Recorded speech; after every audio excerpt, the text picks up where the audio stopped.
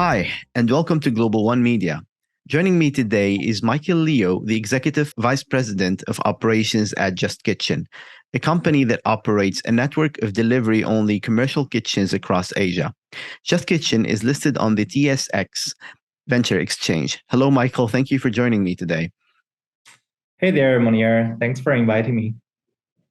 Yeah, so your value proposition is to help delivery-only restaurants and food brands expand their reach. Can you tell us how you achieve that? Of course. We're a tech-enabled cloud kitchen, so we utilize a lot on data science, right? So we always make sure using data to find the best location to sell what kind of product. So we do have a network of restaurants that we self-operated across different regions and across the globe. So we actually work with these with food brands to onboard their brands into our cloud kitchen and to reach different regions around the globe. So the onboarding process is the R&D chef actually, they transform the whatever menu from each of the food brand into a deliverable menu. So in terms of the deliverable menu, then our marketing team actually package that together and then also help us to launch across the different kitchens. And then at the same time, it's just not just our kitchen, but we also license these brands to third-party operators. For example, any current restaurant owners or mom and pop shops who's looking to add some revenue streams, we'll also license those brands to them as well. All right. And what key metrics do you use to make sure you deliver on your promise? First of all, we treat all of our partner brands very carefully and just like our own. So we do have a brand life cycle, which we evaluate for each of the food brand that we onboard. So, for example, some of the metrics could be order volumes, average order values. We also look at star ratings, customer comments. And then this is more on the sales side, but also we look at a lot on the data science side. So we also look at impression and conversion rates from the customers, as well as prep time and delivery time at kitchen levels as well. So with a combination of all the metrics, we're able just to justify anything that needs to be changed or any improvement that we need to make sure that all the brands are successful on our platform. Okay. And you have a portfolio of clients that serve different kinds of foods to their customers through your kitchens. How do you ensure that your kitchens have the capacity to serve this variety of clients? Yeah, Monier, we actually spent a lot of time designing our kitchen. So our kitchen, which is now version 4, has been, as efficient as we can to make sure that we can carry as much brands as possible. So first of all, definitely optimize the kitchen size. So our kitchen right now is what we think the perfect size. It's not too big or too small, but we can ensure that each of our kitchen actually onboard anywhere from 10 to 12 brands. And at the same time, we're operating on a very unique model called the hub and spoke model. So for the hub, actually, it's like a small commissary kitchen. So the hub is able to produce, semi-prepared product. So which in fact helped to reduce the prep steps. So in that case, the chefs, instead of doing 5 steps, they only need to do 2.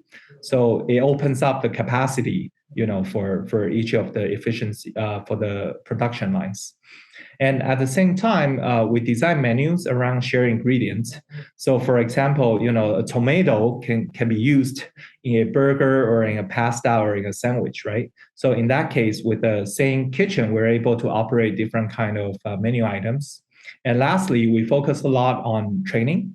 So we do have a virtual training system, which our staff can log on at any time, any place, and to be able to learn, what are the new skill sets or what are the new classes to teach them in terms of increasing that efficiency in the kitchen. Okay. And what processes do you have in place to ensure that food waste is reduced? Oh, yeah, food waste is definitely a very critical thing for a cloud kitchen. So with the hub and spoke model that I mentioned before, we're actually able to create half prepared products in single portion size. So instead of preparing for a order, but I have to wash the whole vegetables. Everything that we have are comes in. Most of the stuff comes in a single portion size. So in that case, there's very limited wastage that happens in our store. And another thing is share ingredients, like I mentioned before. So with the share ingredients, I can use across 7 or 10 different menus. So when I'm preparing the raw ingredients, I'm able to utilize it to the max. And then the third thing is we also optimize the ingredients for trimming, meaning that with a pork, having a whole pig, we're able to use about, instead of just using a tenderloin, or a belly, we're able to use, most of the stuff across different menus. So we can actually utilize our trimming to the max as well. And at the same time, we use a lot of different new ways of cooking, such as sous vide, so that we don't have to defrost everything. A lot of stuff can be from frozen state to ready state directly without actually wasting a lot of stuff. So these are, some of the stuff that we use to reduce food waste. That sounds very efficient. And you've recently created a fresh pet food brand. What prompted you to make that decision? Yeah, definitely. Like all of our founders actually love pets, right? No matter it's dog or cats or fish or anything, and we just want to do something for our pets as well because we find that we're ordering all these delicious stuff, but opening a can of food for our pets, right? So.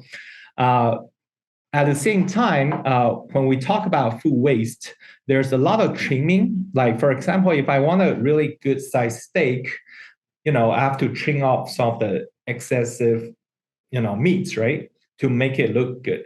So we actually use a lot of that trimming of the excessive meats as well as vegetables, and working at the same time with the vets and nutritionists to be able to offer to put that into a pet food with no seasoning, and it's perfect for pets. And then, so that's how we actually came up with the decision. And at the same time, we're able to offer that across all of our brands as an add-on, right?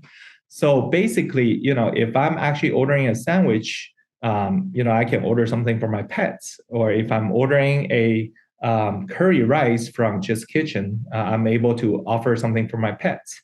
So it actually optimized our average ordering value of our ticket size, and by adding on to every brand. So this is definitely something that we find it interesting and helpful to our operation as well. That's very good, especially that you also reduce food waste by offering fresh pet foods. All right. Michael, thank you very much for all the information and for joining us today. We look forward to seeing you again and to hearing the next updates from JustKitchen. Thank you, Monier. It's definitely a pleasure talking to you today, and look forward to seeing you next.